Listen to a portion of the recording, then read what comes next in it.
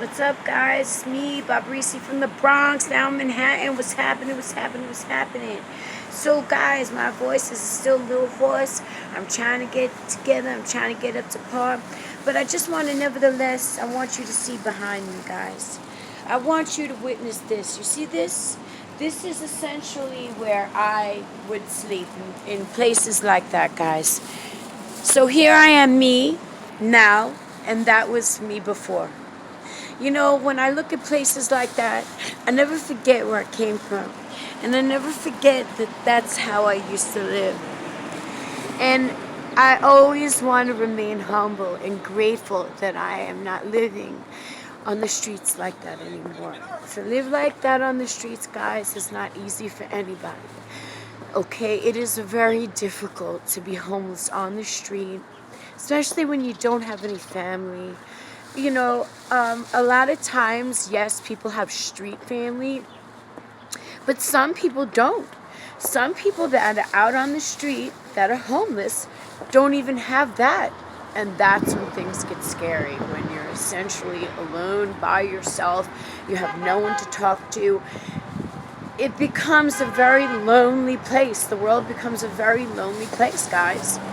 And I'm going to sit my little butt down here, and I'm gonna face this way. Whoops.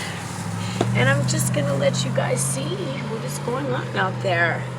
You know, I'm in Manhattan now. I was in the Bronx, and now I'm in Manhattan, and the sun came out, and it is absolutely beautiful. It is absolutely breathtaking. Okay, so we have the church.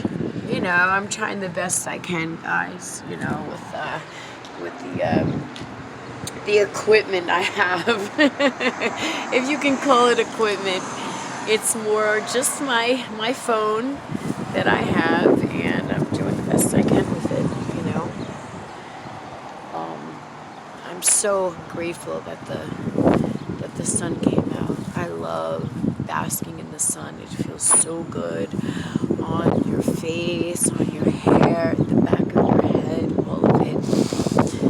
And just to breathe the fresh air, as fresh as it's going to get anyway.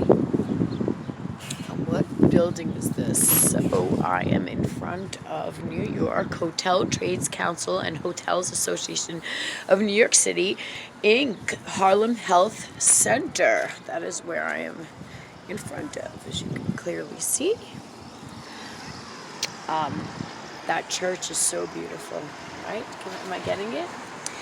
So let's see, what can I possibly talk about right now? Let's get into a little situation. One of my past situations. And perhaps I can do it walking. Which way should I walk? Let me walk this way. I went to get the cat food, and I haven't been outside in a week, guys, so I'm just getting some fresh air as much as I can get. And I know I'm supposed to have the mask on, and I did have the mask on. It's hard for me to breathe, guys, with the mask on.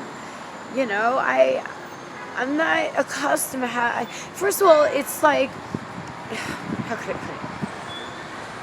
It's hard for someone who has been suffocated. I was a victim of suffocation. A lot of suffocation. I was suffocated while I was pregnant. I was suffocated out there, if you can understand. It's the post office? Oh, shit. The post office is over there. I was suffocated while I was attacked. I was suffocated. So when someone is suffocated, it is really hard for them to put a mask on their face. It feels like the hand that was over my face. It really does. That's what it feels like. You know, it feels good to get outside, but it just feels so weird, guys. It feels so weird being outside. It feels foreign. It really does. I feel so, like, out of place, if you can understand where I'm coming from. It's like I feel like I don't know where to go. I don't know why that is. I'm very comfortable with myself. It's nothing to do with that. Maybe it's because I don't know this area. I don't know. I mean, listen, the city, some people say, well, the city is the city, but it's really not. It's like each area has its own feel to it, its own vibe, and it's just something to me about the Bronx that I love. I love the Bronx. The Bronx to me is the best. Yeah, Manhattan got the high sky rise buildings and whatnot, but for me, what feels like home is not even Long Island. It's the Bronx. I've been pretty much in the Bronx, opposed to Long Island, longer, So I'm going to talk about the time when I was pregnant on the streets of Hunts Point and I was suffocated. So let's rewind back the clock to 19, oh my God, I'm losing it. Yes, my son is 22, he was born 1998. Okay. Let's rewind the clock to 2007. 2007 was the cusp of the iPhones, the cusp of touchscreen technology, right or wrong. And I remember being pregnant on the streets of Hunts Point. It was nothing that I've ever experienced before. As you guys do know, if you've been following my true story, I did not lose my children to drugs. I lost my children I was accused of being negligent because of domestic violence. So that is the underlying reason, because I was being beat and they put negligence on me. They railroaded me, but that's besides the point. And that's essentially what drove me to use drugs in the future. So here I am, 2007. I'm about 6 years already in Hunts Point. So I was... I wasn't a newbie, but I wasn't a seasoned veteran. I was like in between.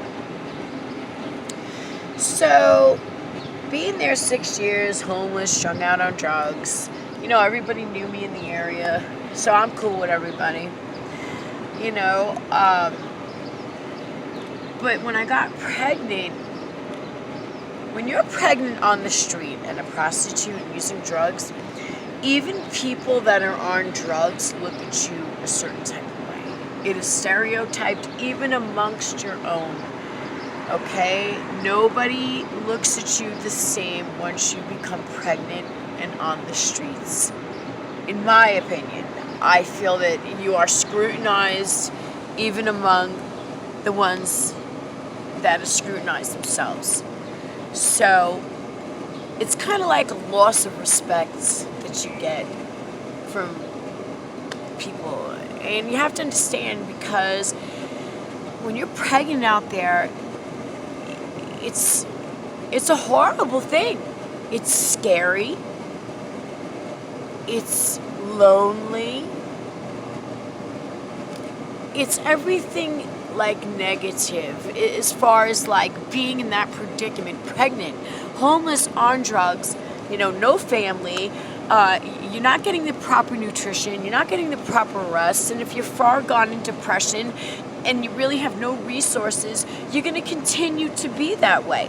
Now for me, I was 5 months pregnant when I found out that I was pregnant on the streets.